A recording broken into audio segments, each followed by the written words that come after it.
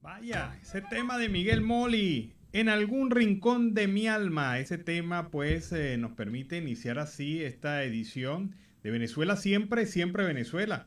Como siempre llevándoles a ustedes información, comentarios, noticias, música, entrevistas, todo lo que tiene que ver con Venezuela y su migración a lo largo y ancho del mundo. Esto lo hacemos con mucho cariño, mucho respeto para todos ustedes a través de esta señal 1400 1400 AM, la voz de la Gran Colombia, desde Cúcuta para el mundo.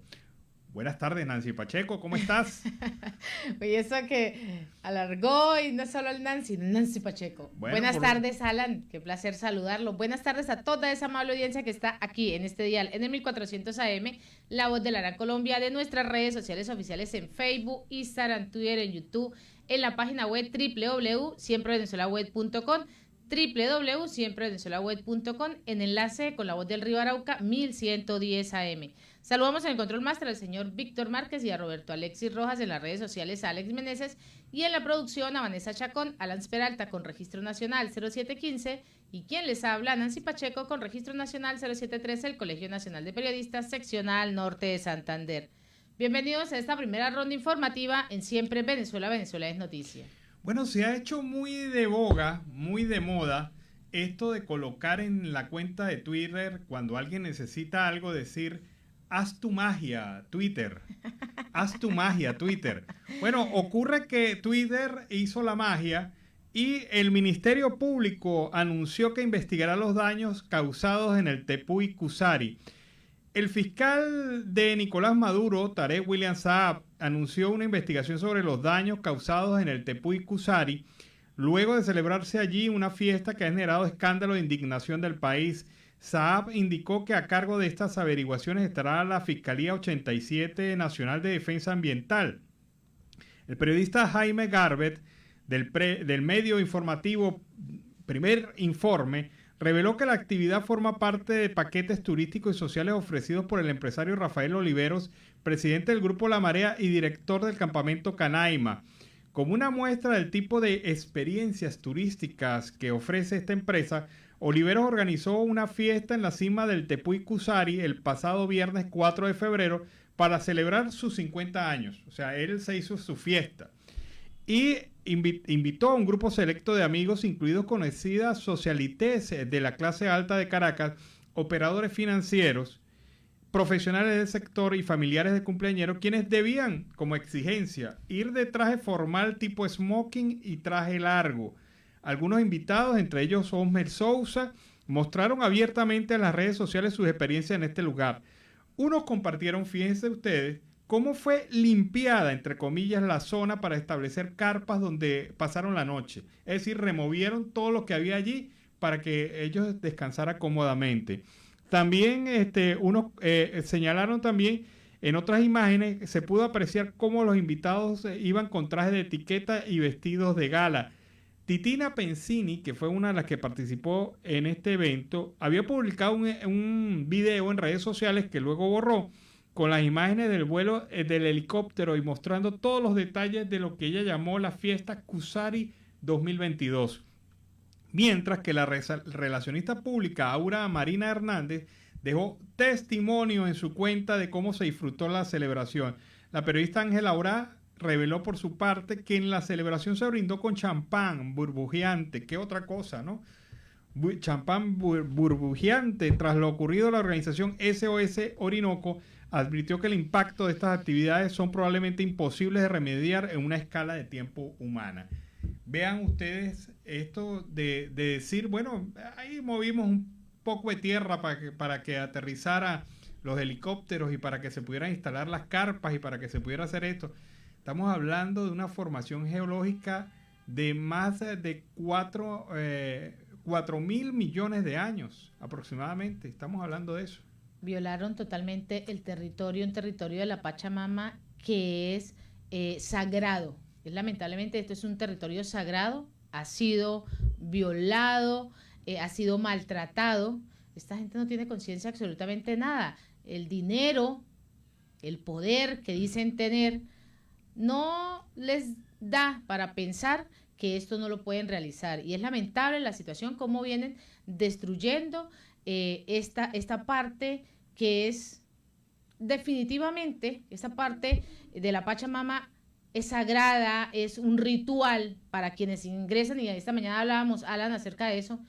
Para ingresar a estos sitios se deben realizar rituales específicos porque espiritualmente se tienen ciertos protocolos para ingresar. Aquí han violado absolutamente todo y esto es lamentable. Sí, pero bueno, en todo caso queda la investigación del fiscal. O sea, pero esa investigación, Alan, disculpa que te interrumpa, esa investigación se va a dar de acuerdo a la cantidad de tweets y a la cantidad de repliques que se dieron. Claro, es que Twitter hizo su magia y llamó la atención del fiscal.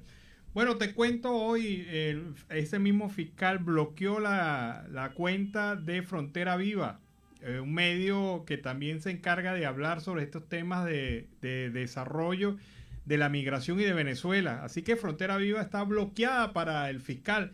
Nosotros también, por si acaso no lo sabían, nosotros también estamos bloqueados por el fiscal general. Pero bueno, alguien le dirá, mire fiscal, por allá se están metiendo Nancy Pacheco con usted. Seguimos con más información. Y la represión del régimen, ahí va otro, la represión del régimen de Nicolás Maduro puede configurar el crimen de lesa humanidad de persecución, y afirma la Amnistía Internacional. Pues una investigación de Amnistía Internacional concluyó que la política de represión que utiliza Venezuela presenta una coordinación entre los ataques y mensajes estigmatizantes de los medios de comunicación con conexiones del régimen de Nicolás Maduro y las detenciones arbitrarias por motivos políticos realizadas por las fuerzas de seguridad. Es inaceptable la discriminación política en lo que el gobierno de Nicolás Maduro persigue a manifestantes y defensores de estos derechos humanos. De acuerdo con nuestra investigación, no hay dudas en que la relación entre funcionarios, medios y dichos ataques, esto lo ha venido manifestando en el día de hoy la directora ejecutiva de Amnistía Internacional Argentina, Mariela Belsky, según se ha consignado y lo ha consignado la organización en un comunicado. También agregó esta coordinación que es un nuevo indicador de la práctica sistemática de represión que puede configurar el crimen de lesa humanidad de persecución y que debe ser investigado por la justicia internacional y además condenado por el resto de la región. Represión calculada, correlación entre la estigmatización y las detenciones arbitrarias por motivos políticos en Venezuela. Bueno, y la ONG venezolana Venezuela Sin Filtro confirmó que la dictadura de Nicolás Maduro bloqueó el acceso al portal Primer Informe en los principales proveedores de Internet de Venezuela. Sigue la represión, sigue el intento de control mediático y de acuerdo a esta ONG, el bloqueo se registraría luego de que el portal publicara una nota sobre la fiesta que llevó a cabo un grupo de enchufados de la dictadura en la cima del Cusari Tepuy. Es decir, el impacto ha sido de bastantes proporciones. Usuarios han denunciado dificultades para acceder a Primer Informe, al menos desde el año 2019, precisó la ONG en Twitter. La lista de medios de comunicación que han sido bloqueados durante este año se ha incrementado. Se dio a conocer que a través de las redes sociales hay pronunciamientos de diversas personas usuarias de redes sociales sobre este bloqueo. Esto producto de la rabia que despertó entre los venezolanos la realización de esta fiesta que puso en peligro estos espacios naturales reconocidos como Parque Nacional y Templo Sagrado de la Naturaleza. Es decir, producto aparentemente, producto de que Primer Informe se explayó publicando fotos y publicando un comentario sobre este tema, habría sido bloqueada en redes sociales por funcionarios del régimen de Nicolás Maduro, según lo señala esta información. Y en un trabajo realizado por Elisa Trota, habla sobre los 23 años de destrucción en Venezuela.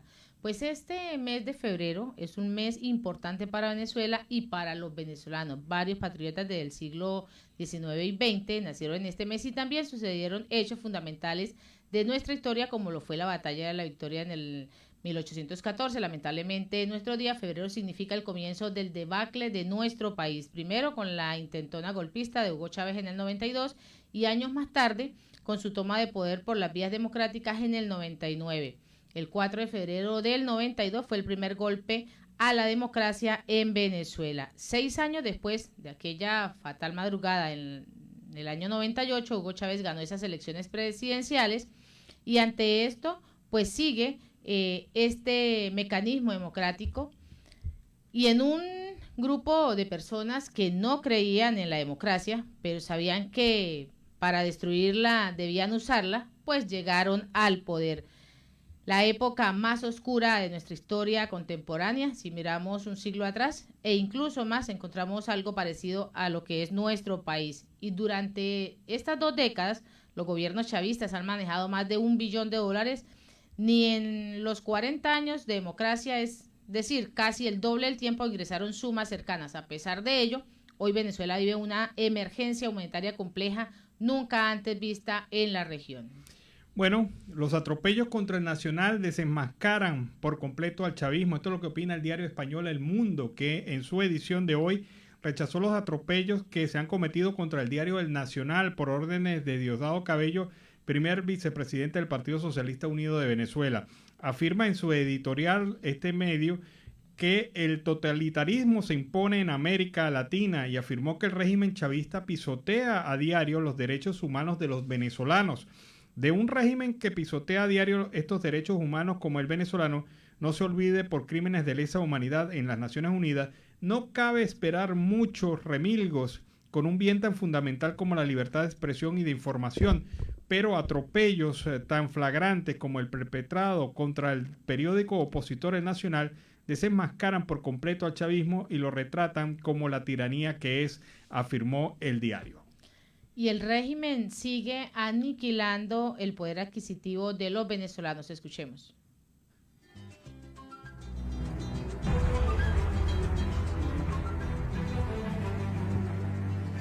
La causa de la hiperinflación se fue conformando con el incremento de los déficits fiscales que se acentuaron a partir del año 2014, financiados principalmente con emisiones de dinero inorgánico por parte del Banco Central de Venezuela, que, sometido al control político del gobierno, ocultó la realidad de lo que estaba ocurriendo y se convirtió en el principal cómplice de la destrucción de nuestra moneda, cuando su deber constitucional es preservar su valor adquisitivo.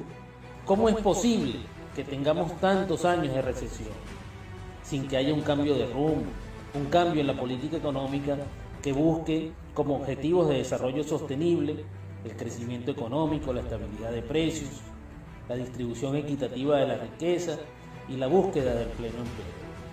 Pero resulta que no, que el régimen tiene otros objetivos que no son más que la del empobrecimiento de la población, la aniquilación de su poder adquisitivo y la desaparición de empresas productivas para dar paso a importaciones con las cuales solo unos pocos enchufados se benefician.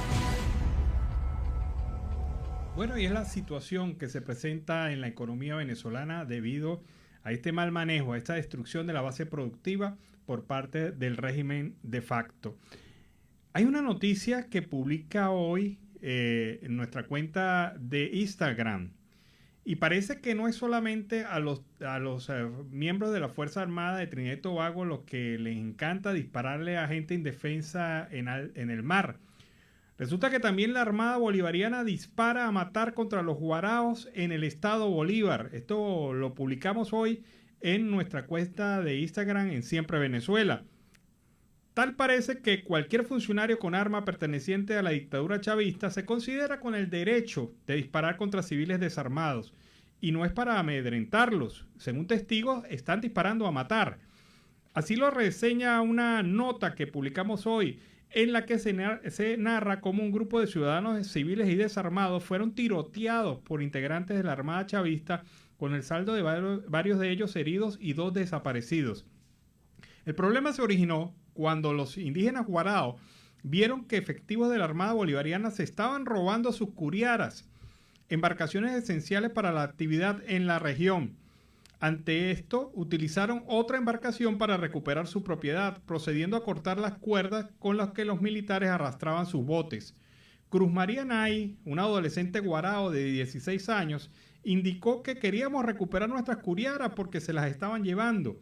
Lograron su cometido, aunque con una de las curiaras se hundió. Explicó que ante la determinación de los indígenas por recuperar sus botes, Los funcionarios de la Armada hicieron uso de sus armas de fuego. Nosotros cortamos las cabullas y ellos comenzaron a disparar. Primero al motor de la Curiara, que quedó inservible, pero luego a nosotros. Esta nota también llama a la reflexión sobre este tema. O sea, ¿cómo es posible que funcionarios militares venezolanos, en una evidente disparidad de fuerza, utilicen las armas de la República para enfrentar a los indígenas guaraos? Es que uno se sorprende de un gobierno que llegó al poder diciendo que ellos eran defensores de los indígenas y de la cultura ancestral. Y fíjate lo que pasó. Y es todo lo contrario. Claro, fíjate lo que pasó con el tema de los tepuyes. Y fíjate lo que está pasando con esta denuncia que sale en nuestra red de Instagram, para que ustedes puedan leerla. Es más amplia. Ustedes pueden revisar esta información a través de nuestra cuenta de Instagram, Siempre Venezuela Radio en Instagram. Ahí la pueden consultar.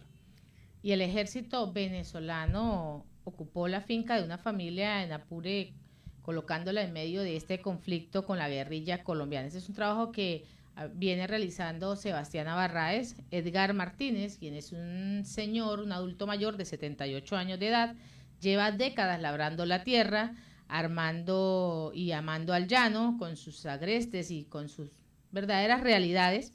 Con el tiempo vivió la transformación de la frontera, con la presencia del auge de los grupos guerrilleros y además de los grupos paramilitares.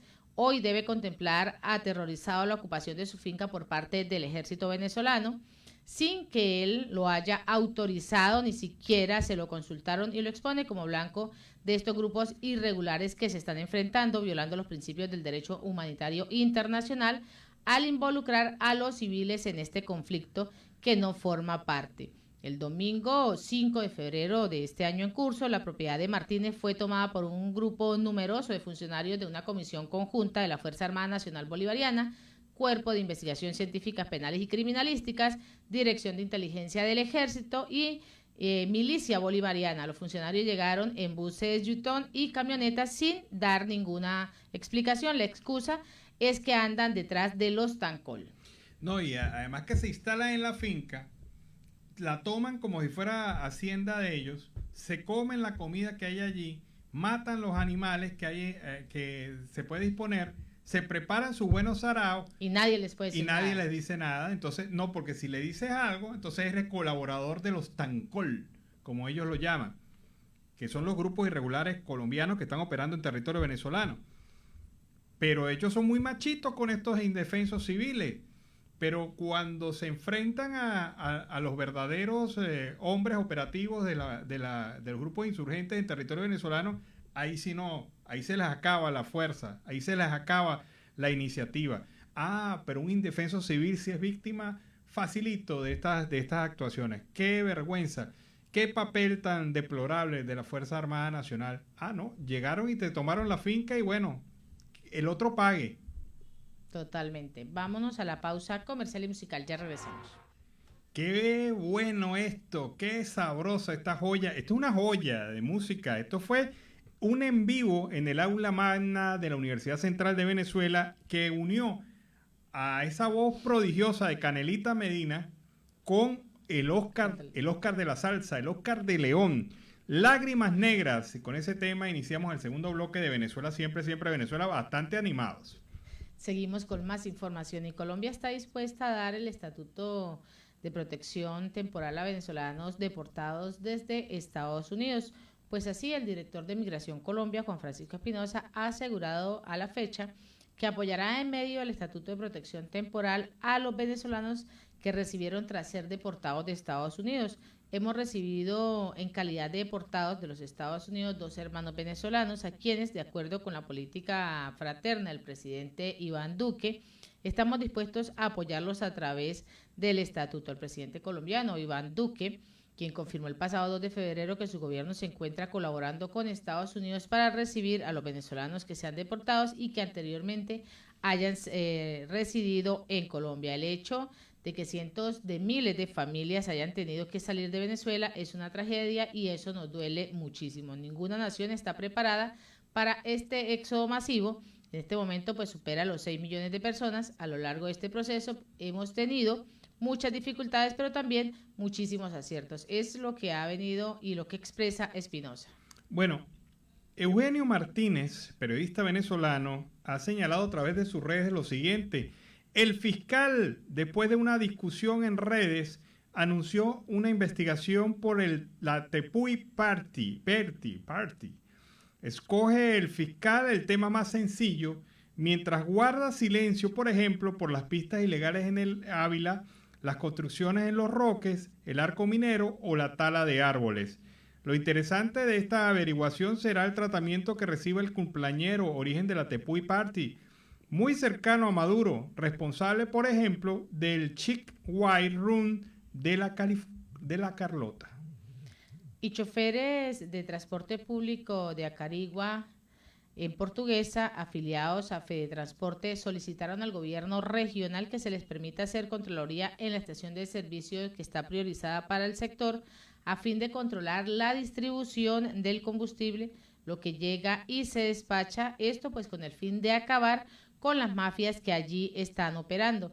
El pronunciamiento por parte del sector lo hizo Germán Pérez, representante de Fedetransporte en esta región, a propósito de la detención de varios choferes y del concejal oficialista del municipio Páez, Juan de Dios Castillo, por ese desvío del combustible que llegaba a la estación de servicio Palo Gordo en Araure, que atiende exclusivamente a los transportes públicos de estas dos ciudades. Pérez pues ha detallado que el mal manejo de esta distribución de combustible destinado al transporte y a todas las irregularidades de las que eran víctimas los choferes, pues había sido denunciada ante las autoridades a través de los medios de comunicación en reiteradas oportunidades. En este sentido, y en nombre de todo el gremio, el vocero exhortó al gobierno regional a acabar con todas las mafias que operan y que hasta el momento están en las gasolineras de este estado. También afirmó, además, que para los transportistas no existe una distribución de combustible equitativamente.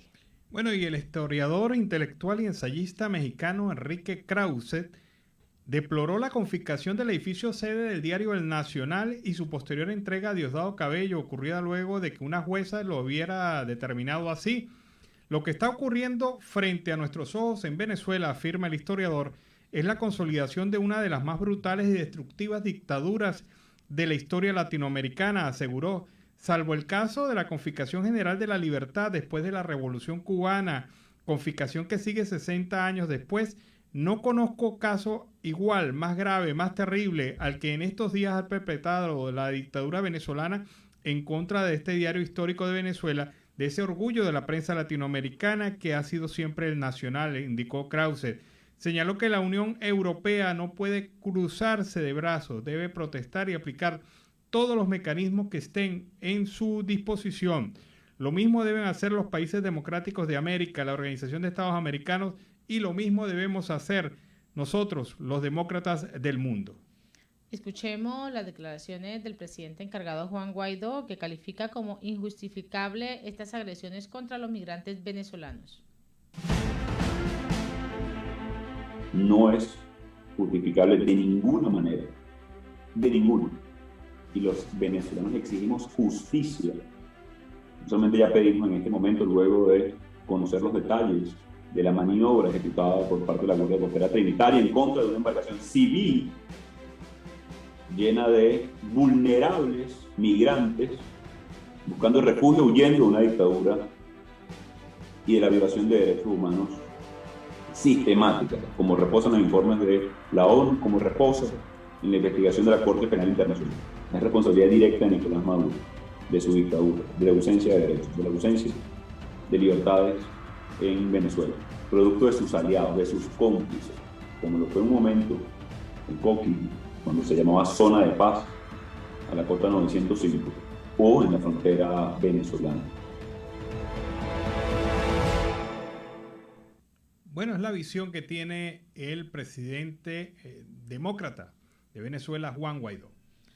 Nos vamos con el primer reporte de nuestro corresponsal, Oliver Luyano, el amigo de todos.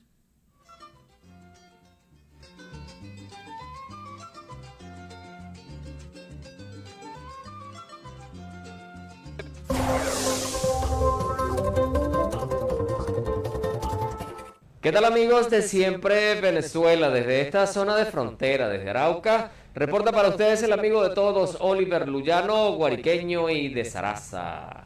Mis amigos, seguimos en este recorrido conociendo más historias de nuestros hermanos en esta zona de frontera. En este momento estoy con un paisano, ¿me dices tu nombre? Ángel Valero. Ángel, ¿de qué parte de Venezuela tú eres? Apure, apureño 100%. ¿De Apure? ¿De qué parte del estado Apure? Los más collitas del mapa, el Orsa. El Orsa. O sea que ya te preparas para la fiesta del Orsa, 19 de marzo. Por fin vamos a ver porque tenemos tiempo que no la hacen. Hace 2 años que no las hacen, ¿no? Sí, hace 2 años. Vamos a ver cómo se portan este año. Sí, señor. ¿Y hace cuánto tiempo que llegaste aquí a Arauca? Pucha, ya tengo como 8 años más o menos. 8 años que estoy acá en Arauca. ¿Y por qué te viniste? Pues a raíz de la situación que tenemos en Venezuela, tú sabes, la situación económica, ya todo el mundo la sabe y pues aquí estoy con mi familia. ¿Te viniste tú primero o se vinieron todos? Me vine yo con mi esposa, nosotros dos y nuestros hijos quedaron allá, después la tenemos estudiando acá ahorita en este momento. ¿Ya están en el colegio? Ya tienen 3 años en el colegio ya. ¿Y cómo les ha ido, cómo los ha recibido la gente de Arauca? Pues a mí en particular, a nosotros pues en la familia en particular, pues bien, gracias a Dios todo bien. ¿Y qué hacías allá en el Orsa? La construcción, hermano. Yo toda mi vida trabajo en la construcción. ¿Y eso también ejecutas aquí? Eso mismo acá. Eso es lo único que yo sé, pues es lo que yo hago. ¿Te ha servido aquí también? Claro, mucho. En este tiempo que llevas acá, ¿cómo te has desarrollado? ¿Cómo ha sido la inclusión tuya en el tema laboral? Pues ya en el principio, tú sabes, uno siempre cuando llega uno nuevo, ya la gente como que no te conozco, la gente tiene un poco miedo, porque a pesar de todo hay gentes malas también y pues la gente como que se rehúsa. Pero ya en estos momentos ya la gente mayormente me conoce y todo bien. Cuando llegaste, comenzaste a trabajar para otros. Claro, sí. ¿Cómo fue ese proceso para decirle a la gente que vieran cómo era tu calidad como albañil? Pues el que sabe de este trabajo, pues al mirar a uno trabajando, pues ya sabe, en el momento que lo ven a uno, ya se imaginan lo que sabe, y pues el comportamiento, pues también uno lo va dando y la gente va viendo y pues a esta hora me han tratado muy bien, no he tenido problemas con nadie y me he desarrollado súper bien acá, gracias a Dios. ¿Y en este tiempo que tienes aquí, has ido a Venezuela? Claro, estoy cerquita, como miles de veces. Sí, y cuando vas allá, ¿sientes deseos de regresarte rápido o te quieres quedar? Quiero quedar, sé mi tierra, ahí está mi gente. ¿Qué te dice la gente? No te vayas, quédate. No, pues la gente entiende y pues saben que uno es pobre y que uno no tiene más que hacer y pues ya. ¿Qué decirle a nuestros hermanos venezolanos que se han venido, como tú, como muchos de nosotros, a buscar oportunidades? ¿Qué decirles? ¿Qué mensaje darles? Pues lo que yo les digo es que perseveren, porque cuando uno está nuevo acá es un poco, porque pues para nadie es un secreto que han llegado también personas que no dan buena fama, pues y la gente, pero la constancia, perseverancia y portarse bien, trabajar. ¿Y en este tiempo has estado también sin empleo o siempre has estado constantemente trabajando? Si hay tiempos que son duros, tiempos duros que no se consigue. ¿Y qué has pensado en esos tiempos duros? ¿No has pensado en algún momento dejar todo en Arauca e irte nuevamente allá a Venezuela, quedarte allá? Así estén duros o suaves, siempre tengo las ganas de irme para Venezuela y regresar, estar con mi gente de nuevo, siempre. La gente en Arauca, ¿qué te dice de tu trabajo? Oye, me han felicitado. La gente, las personas con que he trabajado se han quedado muy, muy satisfechas, gracias a Dios. ¿Qué sientes tú cuando recibes el elogio y la admiración por tu trabajo acá? Oye, le da el ánimo de seguir adelante, ejerciendo y aprendiendo más para que cada vez que uno ejecuta una obra, pues cada día sea mejor y mejor y pues que la gente esté conforme pues, de lo que uno le esté dando. ¿Y dónde aprendiste todo este oficio? Venezuela. ¿En dónde? El Orsa. Ajá, pero lo aprendiste, lo estudiaste o cómo fue eso? No, así mismo, yo a los 17 años, eso va también en el entusiasmo que uno le ponga. Yo le puse mucho entusiasmo a la construcción, me gustó mucho, todavía me gusta, ya esto es lo que, aquí es donde me siento bien y pues yo aprendí. ¿Y en tu familia hay otros constructores? Claro, tengo 3 hermanos más que saben. Dedicados a la construcción. Dedicados a la construcción, sí. Qué bueno. Y el tema de la legalidad, ¿ya tienes los documentos? ¿Ya hiciste el registro? Claro, sí. Hice todos los permisos que han dado acá, pues los tengo, sí, gracias a Dios. El de ahora, pues todavía no me ha llegado, pero ya estoy registrado y todo. Con respecto a los niños y la escuela, ¿cómo ha sido el proceso de ellos de incorporarlos a la actividad académica? ¿Ha sido Pues, fácil, difícil? Pues no, para ello yo siento que ha sido fácil. Tengo 2 niñas y son muy tratables, muy cariñosas y pues a todo el mundo le cae. Y la han tratado muy bien, también nunca he tenido quejas de ellas, de otros, no, todo bien con ellas. ¿Qué aprendizaje te ha dejado esta situación, el tener que emigrar de tu país, de comenzar acá en Colombia? ¿Qué has aprendido? Que uno tiene que ver más allá de sus ojos. Nosotros nos confiamos en alguien, no vimos más allá de la realidad y ahora mira, precaución, siempre darle la oportunidad a las personas, pero también hay que ver las cualidades y eso, porque fíjate, nosotros de un momento a otro quedamos sin nada. Y nos tocó esto. Ya la próxima tenemos que tener ese aprendizaje en la mente, en la cabeza. Y ¿Tú en algún momento llegaste a sentir afecto por los que hoy gobiernan Venezuela? Nunca voté por ellos. Nunca. Mi papá era adeco, mi papá murió y era él muy fanático. Y pues yo soy igual, fanático. Yo soy adeco. ¿Adeco? De los que como la doñita que decía que si en el cielo se vota, ya votaba ya blanco. Ah, sí. De los de cuálido, como dicen ahora. ¿Cómo aspiras tú que sea la próxima Venezuela luego de salir de esta situación que tenemos? Venezuela va a ser mucho mejor. Mucho. ¿Tú pensabas que ibas a salir de Venezuela de la manera que se tuvo que salir? Uy, no, yo de viaje a playa por ahí, quién sabe, Aruba, no sé, pero así de a emigrar a trabajar no, nunca. Esto nos agarró de sorpresa, ¿no? De sorpresa, sí. Fuerte porque fue de sorpresa eso. Sí. Uh-huh. Un mensaje ya final para toda la audiencia, toda la gente que está en Venezuela y que algunos piensan salir del país. ¿Qué decirles? ¿Qué recomendación darle? Pues de salir del país es, como te digo, pues no se lo desearía a nadie.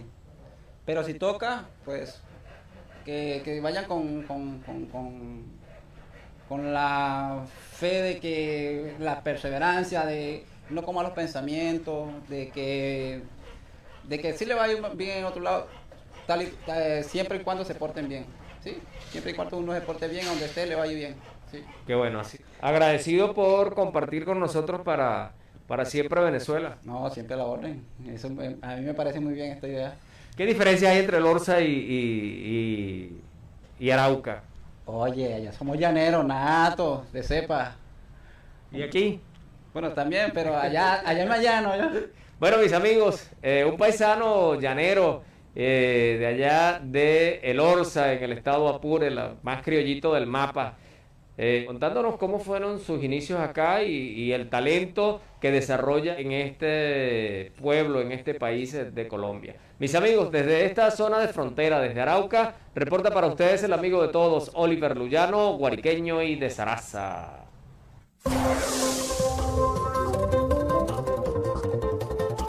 Bueno, y este fue el reporte de Oliver Luyano desde la Arauca Binacional. Con el mismo nos vamos a la pausa comercial y musical del momento. Y a regreso seguimos acá en Venezuela Siempre, Siempre Venezuela. Vaya, estaba Nancy Pacheco aquí dándole. Me dijo que tenía un paso que se llamaba La Licuadora y yo, sorprendido por eso. Pero bueno, era... Por Dios, ¿qué estamos haciendo a la Peralta? Nancy, hay que decirle a la gente a veces qué pasa en estos silencios. Pero bueno, era Joe Arroyo, en Barranquilla me quedo, tremendo tema para iniciar así la segunda hora del programa Venezuela Siempre, Siempre Venezuela en la tarde de hoy. Seguimos en Siempre Venezuela, Venezuela es noticia a través de este dial, el 1400 AM, La Voz de la Gran Colombia. De nuestras redes sociales oficiales, síguenos en Facebook, Instagram, Twitter, en YouTube, en la página web www.siemprevenezuelaweb.com, en enlace con La Voz del Río Arauca 1110 AM. Y en esta segunda hora se incorpora Radio Delfín 1060 AM. Saludamos en el Control Master a John Camacho, a nuestro corresponsal Carlos Uzcategui Miura y a toda esa amable audiencia que está ahí, pegadita. Continuamos con más información. Bueno, vamos a tener que comentarles a ustedes un lamentable fallecimiento. Falleció a sus 82 años de edad Monseñor Gustavo Ocando Llamarte. En el Zulia, hablar de Gustavo Ocando Llamarte es hablar del gran sueño que él tuvo de la organización que fundó Niños Cantores. Niños Cantores partía de un principio de atención a comunidades abandonadas o excluidas del estado Zulia, que se iba incorporando a un modelo educativo que formaba prácticamente desde el preescolar hasta la universidad. Incluso hay una universidad de Niños Cantores. Pero bueno, esta labor de Monseñor Gustavo Ocando Llamarte no solamente impactó en el término de la educación, también hay Niños Cantores Radio, hay Niños Cantores Televisión, y es decir, todo un proyecto general que bajo la mano de Monseñor Gustavo Ocando Llamarte se consolidó. Lamentablemente hay que decir que este extraordinario zuliano, que no solamente hizo vida en hacer, construir y predicar, ha fallecido durante el día de hoy, así que todos los zulianos, todos los venezolanos que de alguna manera tuvieron relación con él, yo hablé con Monseñor 2 veces en mi vida y es una persona de verdad con un carácter fuerte, pero bien dedicado a la acción social y a las obras sociales en el estado Zulia. Lamentable este fallecimiento y extendemos desde este programa nuestra salutación y condolencia a sus familiares y amigos. Y en otro orden, el historiador, intelectual y ensayista mexicano Enrique Krasue deploró la confiscación del edificio sede del Diario El Nacional y su posterior entrega a Diosdado Cabello ocurría luego de que la jueza Lisbeth del Carmen Amoroso, hermana del Contralor General Elvis Amoroso, convocara un procedimiento en el que se remató a esta propiedad sin haber cumplido con los canales regulares de información pública. Lo que está ocurriendo frente a nuestros ojos en Venezuela es la consolidación de una de las más brutales y destructivas dictaduras de la historia latinoamericana. Esto es lo que ha asegurado. También señaló que la Unión Europea no puede cruzarse de brazos, debe protestar y aplicar todos los mecanismos que estén a su alcance para denunciar este tipo de hechos y además sancionarlos. Lo mismo debe hacer los países democráticos de América, las organizaciones de Estados americanos y lo mismo deben hacer todos los demócratas del país, es lo que ha señalado. Bueno, y la muerte del bebé venezolano de 1 año por la acción de la Guardia Costera de Trinidad y Tobago y que disparó contra la embarcación de migrantes venezolanos en la que viajaba el pequeño junto con su madre y otras personas rumbo a la isla, ha generado reacciones en la clase política de esta nación de Trinidad y Tobago. El primer ministro de Trinidad y Tobago, Keith Robley, dijo que la muerte del bebé venezolano fue accidente, al tiempo que defendió el trabajo de los guardacostas ante la controversia que ha generado su actuación. Por su parte, el líder de la oposición de la isla, ex primer ministro y miembro del Congreso, Carla Persat Biesesnar, calificó lo sucedido de asesinato y cuestionó la acción de la Guardia Costera. Qué dolor desgarrador ver a nuestra Guardia Costera disparando contra un barco migrante, asesinando a un bebé, expresó la política opositora en un acto por la victoria de un concejal citada por el medio local Newsday. Persat no solamente cuestionó la actuación de los guardacostas, sino que instó a Robley a que renunciara. La ex primera ministra advirtió que el país se ha convertido en una fuente de noticias negativas vinculadas con el trato a los migrantes. La Guardia Costera justificó que abrió fuego contra la embarcación en la que viajaban los migrantes venezolanos en un intento de detenerlos y en defensa propia, alegando que había intentado embestirlos. ¿Cómo puedes abrir fuego y ver mujeres y niños? ¿Tenían armas? ¿Alguien levantó un arma contra ti? ¿Por qué dispararías?, se preguntó Persat en esta fuente. Tras sus declaraciones, Robley acusó a la líder de oposición de oportunista y desvergonzada y de estar desprovista de cualquier chispa de patriotismo. Mire, señor Robley, Usted no puede comparar un guardacostas, una nave blindada y artillada, con una lancha con 20 personas. Con 20 personas. O sea, ¿qué riesgo, qué peligro, qué amenaza representa para la nave esa unidad de 20 personas? ¿Qué riesgo? ¿Qué se pudo haber visto para que se disparara una ráfaga de 20 disparos, según señala y reconoce la autoridad de Trinidad y Tobago? ¿Qué pudo haber ocurrido allí?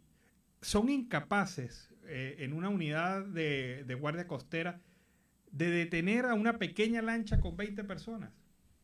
O sea, eso hablaría muy mal de la fuerza de control de esta unidad. Pero sobre todo habla mal de su gobierno. ¿Cómo usted va a decir que ellos actuaron en defensa propia? ¿En defensa de qué? ¿Qué agresión generó la balsa con esos 20 Claro. ¿Será que llevaba, no sé, un torpedo escondido por debajo y eso amenazaba la integridad de la nave o de los funcionarios que estaban en la nave? No. Eso no fue un accidente, señor Robles. Eso fue un asesinato. Y como asesinato, su gobierno va a tener que responder frente a una realidad. A pesar de que el gobierno de Venezuela, el gobierno de facto, no le haya dicho a usted cómo son las cosas, el gobierno interino sí se lo ha dicho a la comunidad internacional y ustedes van a tener que responder ante instancias internacionales porque un delito, lo que ocurrió allí fue un delito, una violación flagrante del derecho humanitario internacional, propiciada por un gobierno que se ha caracterizado durante los últimos meses de ser propiciador de estas actitudes, de persecución contra los nacionales venezolanos y acción violenta y agresiva contra ellos, porque no se trata de una persecución por temas de migración, se trata prácticamente de una acción en contra de una delincuencia, entre comillas, que estaría actuando en su territorio. Pero es que nada puede justificar. Me indigna, me molesta que Robles se defienda diciendo que estaban siendo sometidos a un ataque de una unidad con 20, una lancha con 20 personas a bordo. Es más, la lancha iba sobrecargada, o sea que su movimiento era más lento, su tránsito era más lento en alta mar. Y si ustedes vieron desde la cabina del guardacosta a mujeres y niños, se puede imaginar que digamos, el principio de corresponsabilidad allí estaba desequilibrado. O sea, una nave armada, artillada, versus una lancha con 20 personas. Y en otro orden, a juicio del diputado Ángel Álvarez de la Asamblea Nacional Legítima de Ciudad Guyanas, no tienen nada que celebrar al llegar a sus 70 años. Escuchemos. 70 años ha cumplido Ciudad Guayana y no tiene absolutamente nada que celebrar. Una ciudad completamente abandonada. En materia de infraestructura, todas nuestras empresas básicas se encuentran devastadas. Es más, Ciudad Guayana se ha convertido en un deshuesadero. La basura es una locura en este municipio.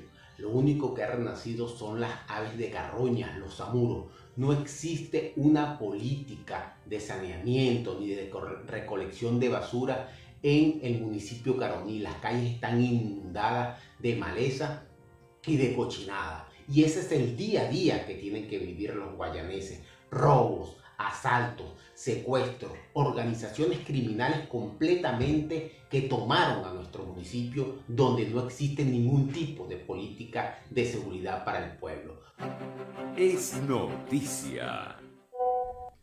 Bueno, Ciudad Guayana era un ejemplo de planificación, porque Ciudad Guayana se planificó en Estados Unidos y era tan planificada que había el ministro Sucre Figuerela, era el presidente de la CBG, y Sucre Figuerela salía a las 5 de la mañana de su casa a recorrer las calles de Ciudad Guayana. Y si encontraba basura, llamaba inmediatamente al funcionario de turno a exigirle que la ciudad tenía que amanecer completamente limpia, organizada, y no permitía ninguna persona que le llegara y le dijera que había una falla, que había un problema, que había esto, aquello. Ninguna excusa. La excusa es que la gente tenía que ver a su ciudad brillante, limpia, organizada, pulcra. Bueno, murió Sucre Figuerela y llegó el chavismo al poder y miren lo que está convertida la ciudad. Y a esta hora nos vamos con el reporte de nuestro corresponsal Carlos Uzcategui, El Miura.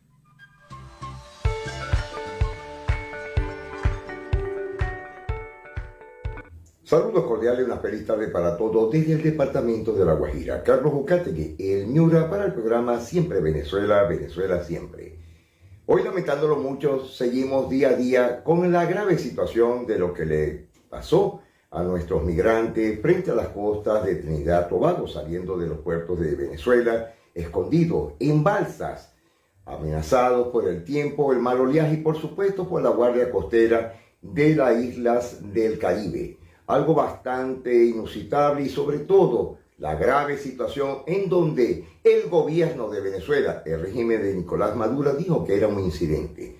La gente ha salido por la necesidad, huyendo como los balseros de Cuba. Eso nos hace recordar desde hace 64 años las salidas intempestivas de ellos, como si fuera el puerto de Mariel. Hoy tenemos con nosotros al abogado Carlos Trapani de la SECODAC, que nos informa sobre graves problemas suscitados entre la isla de Trinidad y Tobago y el asesinato de un menor de edad. Y hay que entender, bueno, que una madre, una familia, un padre no se lanza al alta mar por gusto, por turismo, para conocer los paisajes de Trinidad y Tobago. Se lanza, bueno, como una opción de supervivencia frente a condiciones muy duras y muy precarias que se están sufriendo en Venezuela. Por eso es un mandato, no solo para el gobierno de Trinidad y Tobago, sino para todos los gobiernos donde llegue un venezolano migrante, poder garantizar seguridad, protección y el cumplimiento estricto de sus derechos. La migración en Venezuela es forzada, por lo tanto, para el estado de tránsito y el estado receptor surge la obligación de generar mecanismos de protección, seguridad y resguardo de los derechos del niño y de sus familias. Agencias Unidas, incrementar los esfuerzos de protección, problematizar sobre estos temas, sentar a los estados a mesas de trabajo para acordar protocolos transfronterizos que permita una acción conjunta y coordinada que permita garantizar la mayor cantidad de derechos por el mayor tiempo posible y que hechos de violencia contra niños o incluso contra adultos no se repitan. Rechazamos profundamente hechos de violencia contra migrantes venezolanos, ya sea en alta mar, sea en cualquier país. Frente a la realidad, esperemos que los organismos internacionales intercedan por esta grave situación suscitada en estos últimos 3 días. Bueno, también tenemos algo que informar sobre en qué calidad o en qué número está Venezuela en el caso de refugiados, asilados o desplazados a nivel del mundo. En un video de Arnold nos indicará la realidad.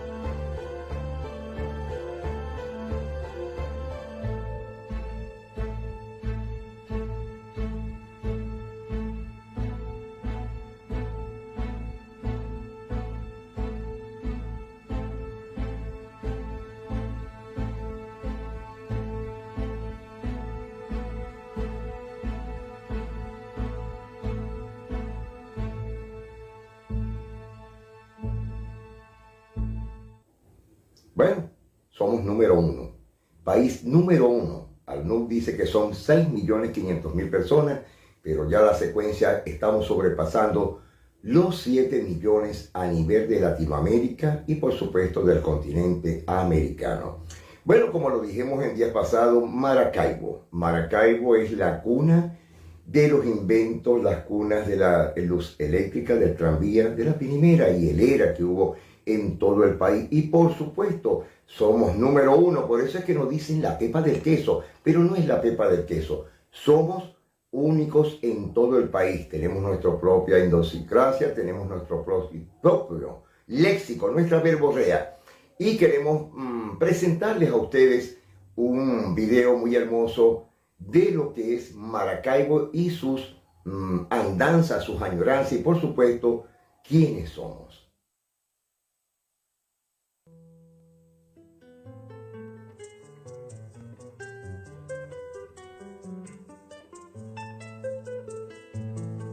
El 8 de septiembre de 1529, Ambrosio Alfinger, primer capitán general de la provincia de Venezuela, funda una ranchería a la que llamó Maracaibo.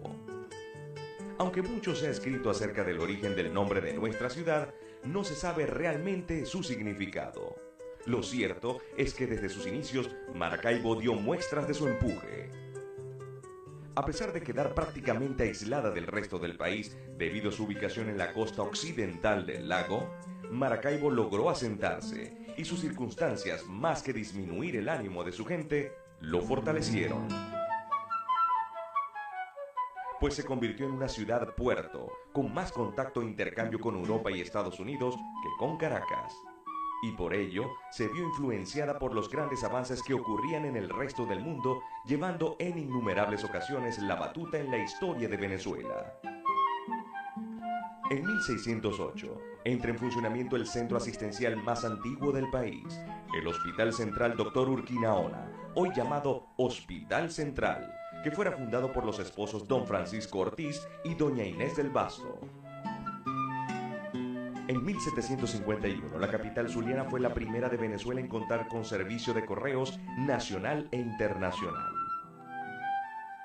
En 1867, Maracaibo tuvo el honor de ser la primera ciudad de nuestro país donde se erigió una estatua del libertador Simón Bolívar en una plaza pública. Maracaibo también fue precursora de la cirugía abdominal en Venezuela, cuando en 1874 el doctor Francisco Eugenio Bustamante realizó la primera ovariotomía. Funcionó la primera compañía de crédito en 1870. Luego vendría la primera caja de ahorros, creada en 1878, el primer seguro de vida y la primera institución financiera que logró subsistir, el Banco de Maracaibo, fundado en 1882. Rafael María Baralt, uno de los hombres de letras más destacados de Maracaibo, fue el primer latinoamericano en ocupar un sillón en la Real Academia de la Lengua Española. El primer alumbrado eléctrico se inauguró en la Plaza Baralt el 24 de octubre de 1888. En Maracaibo fue donde primero llegó el servicio telefónico a Venezuela, en 1891. Manuel Trujillo Durán filmó las primeras películas venezolanas, solo algunos meses después de que los hermanos Lumière inventaran el cine, y también realizó las primeras proyecciones cinematográficas en el Teatro Baralt, en 1896. Eduardo López Rivas, escritor y periodista maravino, fue el primero en introducir el fotograbado y la fotografía en los periódicos de Venezuela. El primer edificio con ascensor de Venezuela fue el de la Botica Nueva, inaugurado en 1925 en plena Plaza Baralt. En 1926, el doctor Eberto Cuenca realiza el primer trabajo sobre electrocardiografía en el país. Maracaibo fue la primera ciudad del mundo en tener un puente de concreto armado de casi 9 kilómetros de longitud, cuando en 1962 se inauguró el puente general Rafael Urdaneta, que aún es el más extenso del país.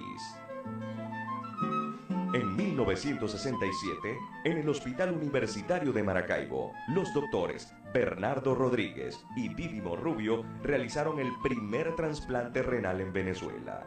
El Hospital Universitario de Maracaibo también fue pionero en operaciones de trasplantes de hígado. Y la tradición continúa, pues en 2009, cuando se instalaron 27 semáforos inteligentes en la avenida Cecilio Acosta, Maracaibo se convirtió en la primera ciudad venezolana con esta tecnología en sus calles.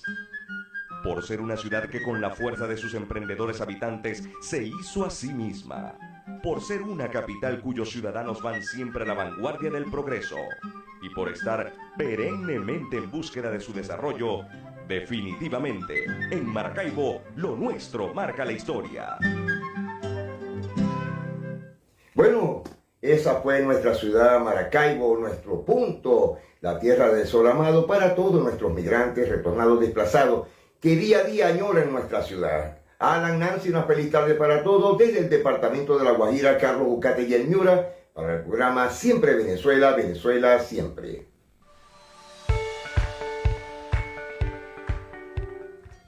Bueno, y con este reporte de Carlos Uzcategui y el Miura nos vamos a la pausa comercial musical del momento y al regreso seguimos acá en Venezuela Siempre, Siempre Venezuela. Bueno amigos, ¿qué les parece este tema? Báilame como quieras, o sea, haz lo que quieras de mí. Es lo que dice la gente de Latin Brothers, quien interpreta este tema, y con ese iniciamos el último segmento de Venezuela Siempre, Siempre Venezuela.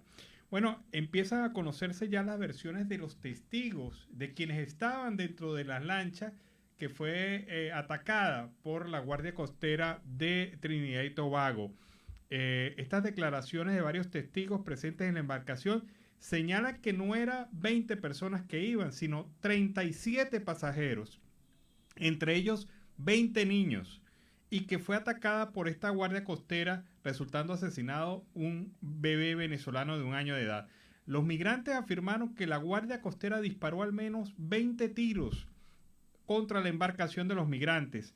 3 de los adultos que estaban a bordo, Luis Alexis Ramírez Cabral, Catiusca Daniela Gutiérrez y Lesbia Margarita Saavedra, indicaron a las autoridades de Trinidad y Tobago que la embarcación tenía 2 motores y uno de los motores presentaba graves dificultades, se apagaba constantemente. Ocurrió que cuando ya estaban en inmediaciones de Moruga, en Trinidad, uno de los motores nuevamente se apagó, por lo tanto ellas iban muy lentamente.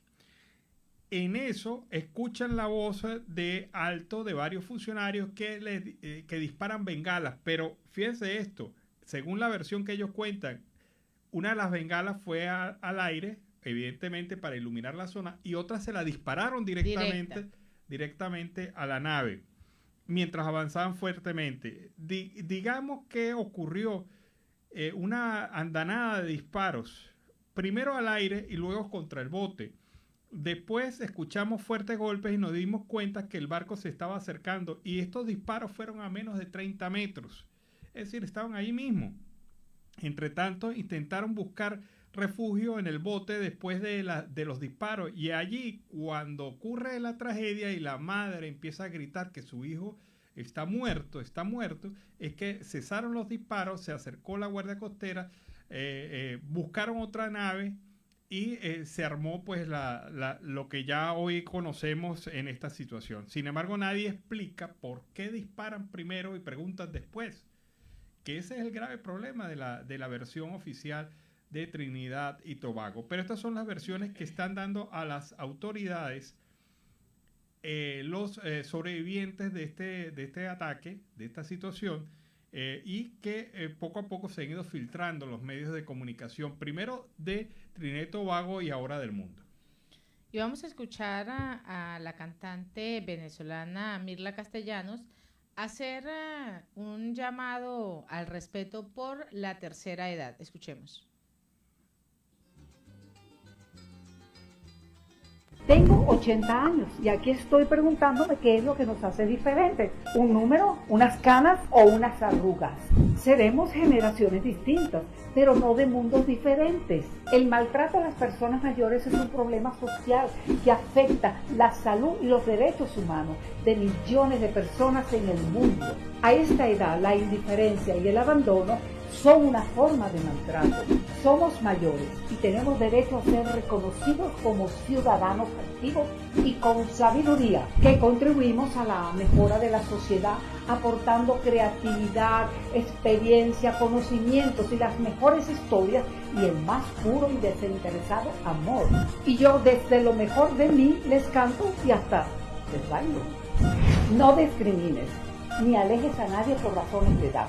Y así estarás cumpliendo tu deber como ciudadano y humano para que así puedas exigir el mismo derecho. Oye, qué bonito el mensaje de Mirla. De verdad, cantante extraordinaria venezolana, pero mira, ahí a su edad todavía proyecta mucha energía, mucha alegría y sobre todo mucha emoción.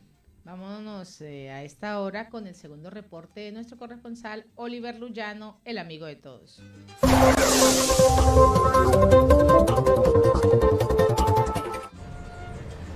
¿Qué tal, amigos de Siempre Venezuela? Desde esta zona de frontera, desde Arauca, reporta para ustedes el amigo de todos, Oliver Luyano, guariqueño y de Zaraza. Mis amigos, seguimos en este recorrido conociendo más historias de nuestros hermanos en esta zona de frontera. Como hemos dicho siempre, estas historias ayudan a mostrarle al mundo la situación de nuestros hermanos acá en Colombia. En este momento estoy con un paisano, ¿me dice su nombre? Víctor Colmenares. Víctor, ¿de qué parte de Venezuela tú eres? Yo vengo de Barquisimeto, Lara, estado Lara. ¿Y hace cuánto tiempo que llegaste acá a Arauca? Tengo un año ya, por la situación me tuve que venir, me vine con mi cuñada, me pararon en la alcabala de inmigración y casi me dejaban allí. ¿Y por qué, Víctor? Coméntanos, ¿por qué los dejaban en la alcabala? Me iban a dejar porque no tenía los papeles de mi madre y mi padre, de fallecimiento. Ah, porque tus padres y tus padres murieron, ¿no? Sí, mi padre falleció cuando yo tenía 5 años, estaba a punto de cumplir los 5. Y mi madre falleció justamente cuando yo tenía 13 años.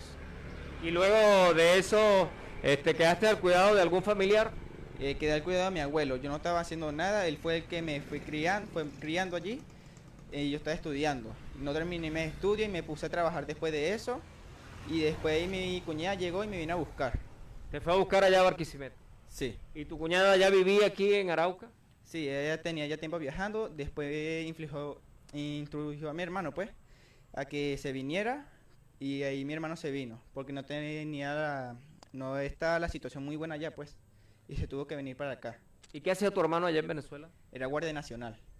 Víctor, en ese recorrido de Barquisimeto a Arauca, ¿qué pensabas? ¿Cuáles eran tus pensamientos? ¿Sentiste temor a lo desconocido? ¿Cómo fue eso? No, claro, tenía un poco de temor porque no conocía esto acá y ni nada. Ahí fui conociendo poco a poco, después que yo estaba pequeño todavía. Empecé a cuidar a los niños y eso. Después conseguí mi primer trabajo, que fue con las piñas que están acá. Después de eso dejé las piñas y me puse a trabajar con helados, pero los helados no me estaban dando suficientes ganancias como para pagar arriendo, la comida, y no me estaban dando suficiente, y me puse otra vez con las piñas y me resultó un poco mejor. ¿De quién es este negocio de las piñas? Aquí estamos trabajando dos, uno que está poniendo la mercancía y después me deja más, aquí, déjame. Y de ahí él se va en la mañana y se pone atrás en una pizzería, yo me quedo acá en cargo. ¿Familiar tuyo? No, ese es conocido. ¿Lo conociste aquí en Arauca? En Arauca. ¿Venezolano también? Sí. Y coméntanos, ¿estás viviendo ahora con tu hermano, con tus familiares? ¿Cómo estás viviendo? No, yo estoy viviendo en una pieza aparte con mi hermano, ¿me entiendes? Claro, pero son dos piezas. Es una para ellos y una para mí y otra persona. Son dos en cada cuarto, son 2 cuartos nada más. Yo estoy pagando 132.000 pesos. ¿Y logras hacer el dinero para cubrir los gastos de arriendo? Ahí más o menos, pero sí me alcanza. ¿Y los familiares de Venezuela, te quedan familias allá? ¿Te comunicas con ellos? Sí, a veces me comunico. Tengo todavía a mi abuelo, tengo a mi padrastro, tengo también a mi abuela y mis tíos, mi tía. ¿Qué te comentan ellos de la situación? No, me dicen que está muy fuerte, mi tía dejó el trabajo porque no le estaba rindiendo nada y prefirió dejarlo. Mi abuelo todavía está allá y él trabaja fabricando agujas de coser zapatos. ¿Agujas de coser zapatos? Sí, agujas de coser zapatos. Y ese vive de los bonos. Ese todavía está viejito, pero echa gana. Mira, me llama la atención, ¿cómo es esa? ¿Tú has visto esa fábrica de agujas de coser zapatos? No, sí, eso único que tiene, eso no tiene ciencia, lo único que agarra pedazos de metal y rayos de motocicletas, le agarra la medida y le va haciendo su forma, ¿me entiendes? Y con la cegueta le hace de lado. Con una cegueta le va haciendo de lado y le hace el gancho. Después de hacerle el gancho ahí lo lija para que no corte el hilo cuando lo vaya a coser. Bueno, cada día se aprende algo más. Víctor, ¿cómo esta situación ha impactado tu vida? ¿Cómo te sientes tú? A veces me siento mal, a veces me quedo pensando en el cuarto y no tengo más nada que hacer, pues me quedo aquí y lo único que pienso es que es lo que voy a hacer mañana. ¿Y has pensado en ese tanto darle vueltas a la cabeza? ¿Has pensado en algún momento volver a Venezuela? Sí, he pensado, pero no me quiero ir hasta tener un progreso, ¿me entiendes? Quiero hacer una inversión para poder invertir allá en Venezuela y tener un negocio propio mío. ¿Qué aspiras tener en Venezuela, Víctor? Yo quiero tener una tienda o una panadería, algo que me produzca, ¿me entiendes? Para poder ayudar a mi abuelo, a mi tía, para que no estén así. ¿Sientes que tus sueños se han truncado por la situación de Venezuela? Un poco, no mucho, pero sí. O a pesar de eso, ¿qué pudieras decirle tú a los jóvenes de Venezuela? Que quieran mucho a sus padres, a sus madres, porque ellos no saben lo que es perder eso y tienen que apreciarlos. Tienen que ayudarlos, apoyarlos en todo. ¿Y cómo te ha tratado a ti la gente de Arauca? ¿Cómo te han recibido? Me han recibido muy bien, en realidad, muy bien. Aquí ninguno no me ha insultado ni nada. Todo ha estado bien acá desde que llegué. ¿Y tú ya tienes el registro, has hecho el registro para el permiso de permanencia? Todavía no, lo estoy haciendo, pero no he ido para migración todavía de acá. ¿Y eso qué ha pasado allí? No he tenido chance, he estado muy ocupado con esto y además tengo que ir un lunes, un viernes. Y a veces no me da tiempo. ¿Cómo es el sistema de trabajo, de vida tuyo aquí, Víctor? No, acá lo único que tengo que hacer es, me paro allá, llego, cocino, también me toca cocinar allá. Tengo que llegar allá tengo que pagar 4.000 diarios, que eso es para la comida. De ahí cocino, mi desayuno, almuerzo, cena, vengo para acá, tengo que acomodar las piñas, picarlas, hacer el salpicón, piñas por rodaja, patilla por rodaja, y aquí me quedo sentado y llegan los clientes poco a poco y voy vendiendo, ¿me entiendes? De esa parte me queda una ganancia para mí y para la persona que está poniendo la mercancía. ¿En algún momento cuando estabas en Venezuela pensabas salir de allá? No, claro, porque la situación no estaba para nada buena. Mi abuelo vivía de las agujas y de los bonos y de lo que nos ayudaban nuestra tía. No vivíamos de más nada, hasta que conseguí un trabajo y me pagaban $10 semanales. ¿Haciendo qué? En una bloquera, haciendo bloques de adobe. Trabajo fuerte, ¿no? Muy fuerte. ¿Y hasta qué grado llegaste allá? Yo llegué hasta segundo año. Víctor, quiero que dejes un mensaje para toda nuestra audiencia. Que se cuiden mucho, que tengan muy buenos pensamientos, que no se desanimen, trabajen, cuiden mucho a sus padres, a sus madres, tías, abuelos, tíos. Si están en otro lugar, en otro país, Perú, cualquier otra nacionalidad que estén acá, bueno, que tengan mucho cuidado por acá, por estos lados, cuídense, bueno. Víctor, ¿qué aprendizaje podemos decir que te llevas para Venezuela? Muchas cosas, tengo muchas cosas acá, he conocido mucha gente muy amable, buena, tengo mi aprendizaje, yo no sabía pelar una piña acá, no sabía picar una patilla, tengo eso, yo no sabía manejar una carreta acá, me puse a manejar con triciclo, aprendí a atender a los clientes, cómo tratarlos, ¿me entiendes? Aquí poco a poco fui avanzando, después de esto tuve otro trabajo, ¿me entiendes? Ahí fui aprendiendo, tuve el trabajo de los helados, que ahí fue con un triciclo y vendí helados. Y ahí fui atendiendo y fui conociendo más personas aún más. Y son muy amables esas personas. No me he tratado ninguna persona mal acá. Qué bueno. Bueno, Víctor, gracias. Bueno, listo. Lo que quiero es dar otro mensaje. Que los que estén por allá en Venezuela, que estén pasando situaciones, que se cuiden mucho. Que uno los quiera acá. Bueno, gracias, Víctor.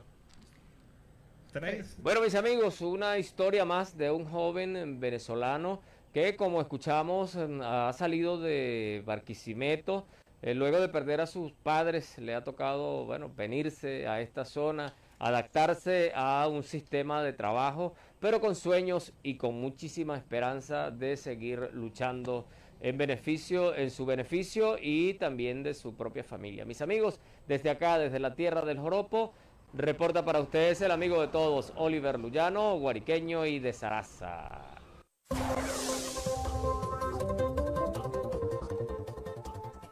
Bueno, y con el reporte de Oliver Luyano finalizamos nuestra edición del mediodía de hoy. Así hemos llegado al final de esta emisión de Siempre Venezuela, Venezuela Siempre es Noticia, a través de este dial, el 1400 AM, La Voz de la Gran Colombia, de nuestras redes sociales oficiales, de la página web www.siemprevenezuelaweb.com, en enlace con La Voz del Río Arauca, 1110 AM y Radio Delfín, 1060 AM. Agradecemos en el control máster al señor Víctor Márquez, a Roberto Alexis Rojas, a John Camacho, en las redes sociales a Alex Meneses y en la producción a Vanessa Chacón, Alan Peralta con Registro Nacional 0715 y quien les habló, Nancy Pacheco, con Registro Nacional 0713, el Colegio Nacional de Periodistas Seccional Norte de Santander. Hasta la tarde. Hasta la tarde, cuídense.